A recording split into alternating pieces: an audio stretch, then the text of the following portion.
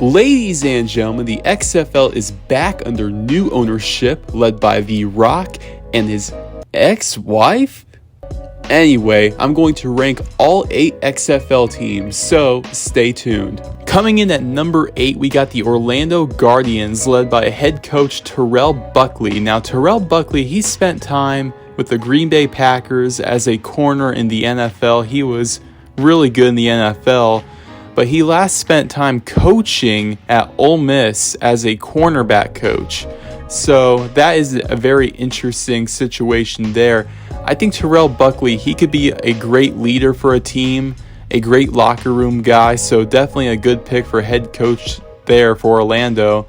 Their quarterback, DeAndre Francois, the former Florida State quarterback. I like that. I think it is a very sneaky pick there. The defense is pretty good. The offense, it needs a little bit of work. I think the Orlando Guardians, they are not a bad team whatsoever, but I think there are just 7 better teams in the league right now. So at number 8, Orlando Guardians.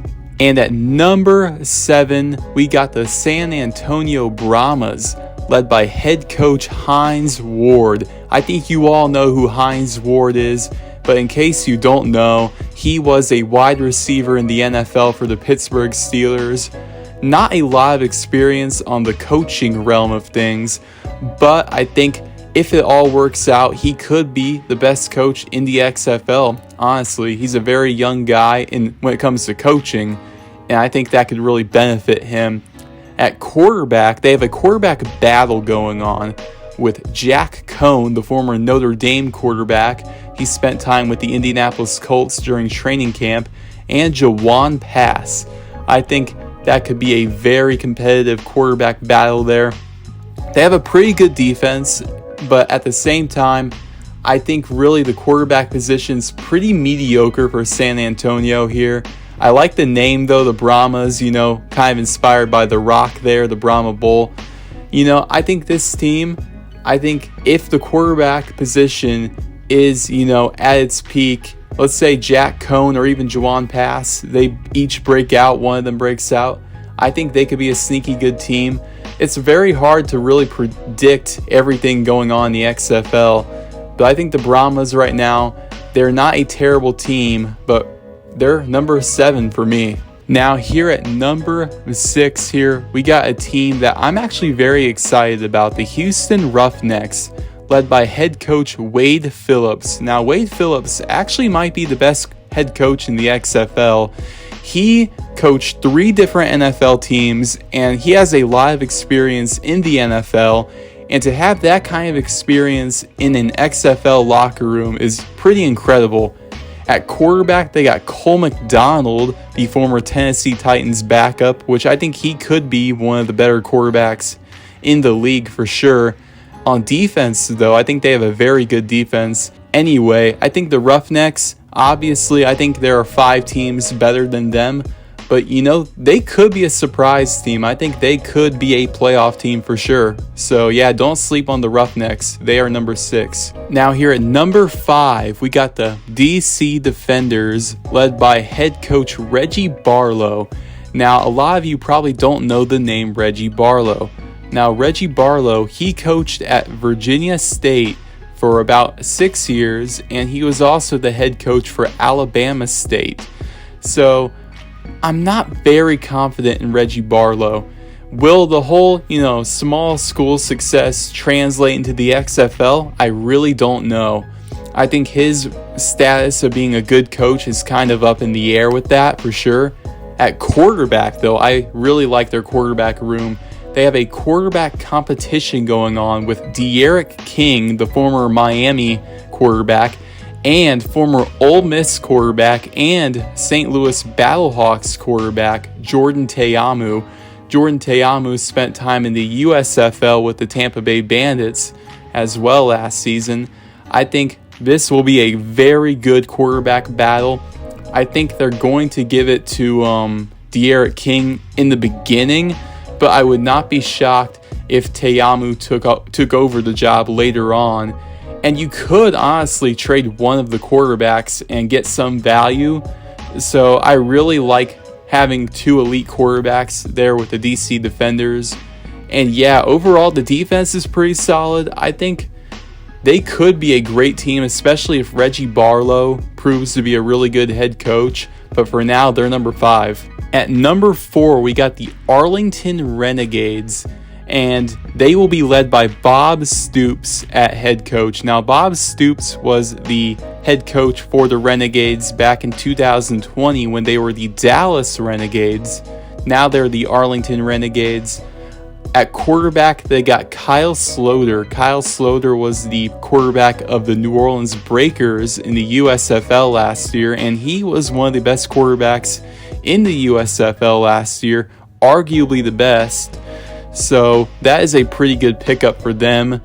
And overall, the Arlington Renegades, they have a good defense, and especially getting Bob Stoops, who is definitely a lock to be a top 3 coach in the league.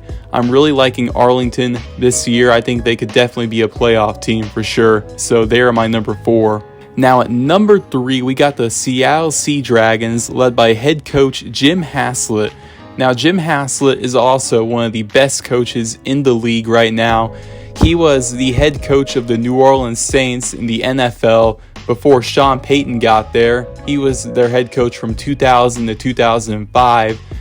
And he actually was the coach of the year in the year 2000. So that is a huge accomplishment. And although he is a bit older, I think he is a great head coach in the XFL. He should be a top 3 coach in the league for sure. At quarterback, they got Gucci DiNucci, Ben DiNucci, the former Dallas Cowboys backup quarterback, who actually got some game action for them. Pretty good pickup. He should be one of the better quarterbacks in the league. At wide receiver, they actually picked up Josh Gordon, the former Cleveland Browns wide receiver that once led the league in receiving yards. So that is a huge pickup for them. They have a pretty good defense, especially in the secondary. And yeah, I think Seattle, they will be a very good team this year. Now at number 2, I'm going with my favorite team, the St. Louis Battlehawks, led by head coach Anthony Becht. Now, I'm not really liking Anthony Becht here, former NFL tight end who his only coaching experience was an offensive coordinator for a high school. Remind you of anyone, Colts fans? Anyway, Anthony Becht, not much coaching experience there, not really liking it, but he could be very good. We will have to really wait and see what happens there.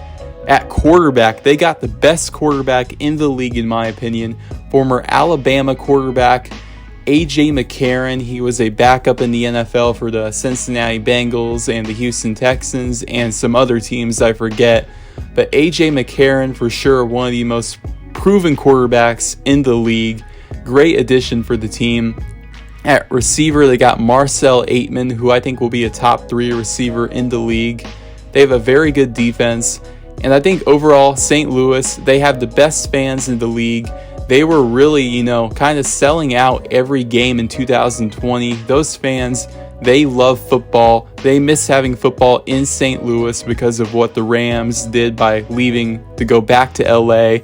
So I think the Battlehawks, I think they have the best home field advantage in the league, and they will be number 2. They will be the second best team in the league.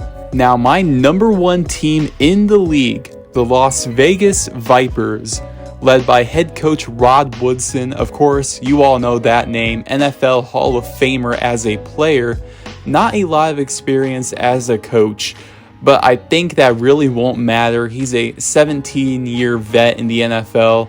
I think a lot of his experience will rub off on the players, but they have a very stacked roster. At quarterback, Luis Perez, who I think is pretty good. I think he'll be a middle-of-the-pack quarterback in the XFL. Top 5 quarterback for sure.